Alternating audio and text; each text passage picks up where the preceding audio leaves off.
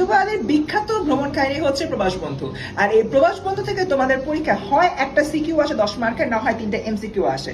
So নিশ্চিত মার্কটা ensure করতে চলো আমরা শুরু করি। এই ভিডিও থেকে আমরা প্রবাস বন্ধুর মূলভাব সম্পর্কে জানতে পারবো এবং সিকিউ আসছে কিভাবে লিখতে হবে তাও আমরা জানতে পারবো।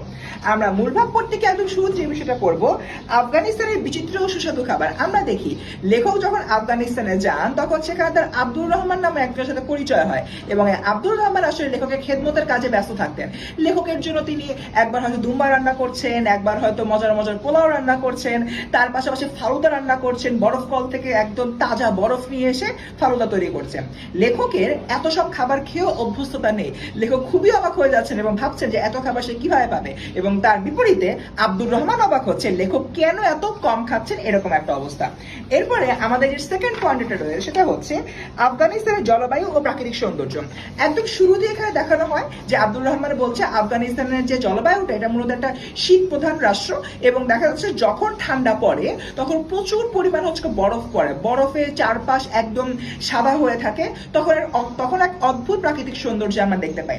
ঠিক এরকম একটা জায়গা থেকে আব্দুর রহমান লেখককে বলেছিলেন যখন বরফ পড়বে দেখবেন 3 দিন 5 দিন 7 দিন ধরে বরফ পড়ছে, আপনি জানলার পাশে বসে বসে বরফ দেখবেন।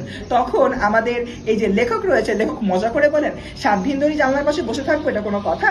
তো তখন আব্দুর রহমান একটু বিব্রত বোধ করেন। তো এরকম একটা জায়গা থেকে আমরা হচ্ছে কি এই যে আফগানিস্তান রয়েছে, আফগানিস্তানের যে প্রাকৃতিক সৌন্দর্য এবং জলবায়ু সেটা সম্পর্কে জানতে পাই। Last but not the least, খুবই ইম্পর্টেন্ট, এখান থেকে সবসময় সিকিউ আসে, সেটা হচ্ছে আফগানদের স্বদেশপ্রেম ও অতিথি পরায়ণতা।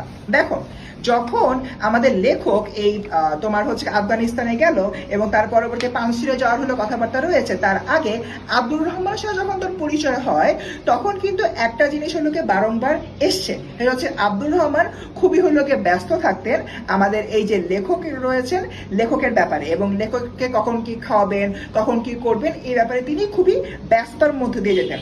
তাই এরকম একটা জায়গা থেকে আমরা দেখতে পাই তাদের মধ্যে যে অতিথি পরায়ণতার বিষয়টা রয়েছে সেটা আসলে বিদ্যমান নাম্বার 1 এবং নাম্বার 2।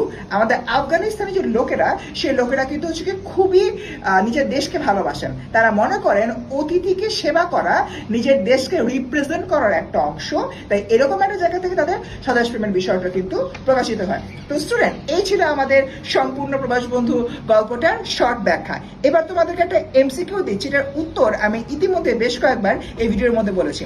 প্রশ্নটা হচ্ছে আফগানিস্তানে যাওয়ার পরে লেখকের কার সঙ্গে পরিচয় হয় তার নামটা কমেন্টে লিখে দিও। তো স্টুডেন্ট, ভিডিওটি এখানেই শেষ করছি। ভালো লাগলে সেভ করে রাখো, এরপরে কোন ভিডিও চাও শীঘ্রই জানিয়ে দাও কমেন্ট সেকশনে।